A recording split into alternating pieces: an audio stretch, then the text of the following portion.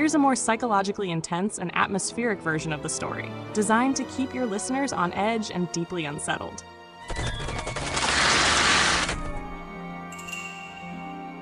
Martin first noticed the hole on a Tuesday, a speck of pure blackness, barely bigger than the head of a pin, floating high above the trees at the edge of town.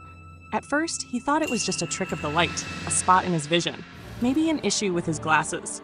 But when he took them off and rubbed his eyes, the dot remained, static, unwavering. He told himself it was nothing. But over the next few days, the hole grew. By Friday, it was the size of a dime. By Sunday, it was as big as his hand. And something about it was wrong.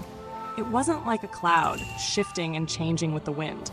It wasn't like a star, twinkling with the atmosphere. It was just there, an absence of everything, a piece of the world cut out.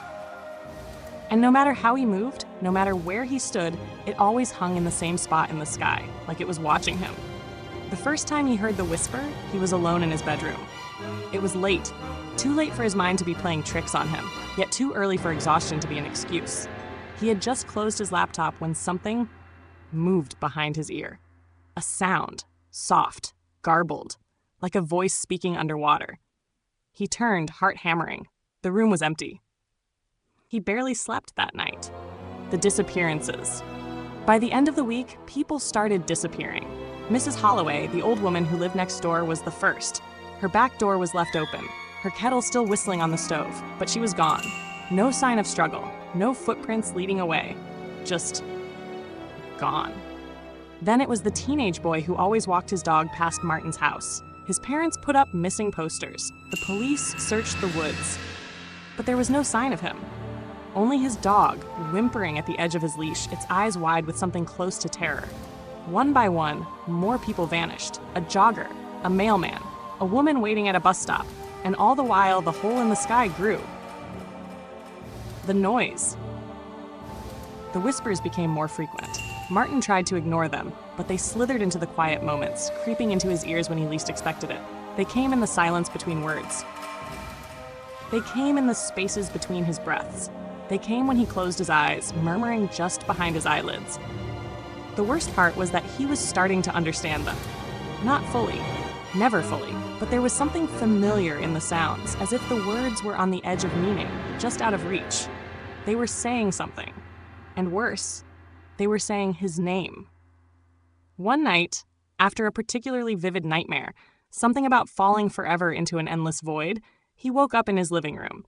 He had no memory of leaving his bed. The front door was unlocked. His bare feet were cold against the hardwood floor, and outside the sky was no longer a sky. The hole had swallowed it. The reflection. Martin stood frozen in the doorway. Above him, where the stars and moon should have been, was nothing but a void. A swirling, infinite abyss, stretching from horizon to horizon. And in that abyss, something was moving. His breath hitched. His body screamed for him to run, to hide, to shut his eyes and pretend none of this was happening. But he couldn't move, because something was looking back at him. A shape emerged from the darkness, not stepping forward, not growing closer, just appearing as though it had always been there, waiting for him to notice. It had his face, his eyes, his body. But it wasn't him. The thing smiled, wide and wrong, like it had only just learned what a smile was. Its lips stretched too far, the expression flickering in and out like a glitch in reality. Martin tried to step back. His body refused. The whispers surged, turning into a low guttural hum, vibrating inside his bones. He felt something in his skull shift. A new thought, a new realization. Not his own, but placed there, gently like a hand resting on his shoulder. The figure raised its hand. Martin felt his own arm rise. The figure took a step forward, and Martin felt himself fall. Would this style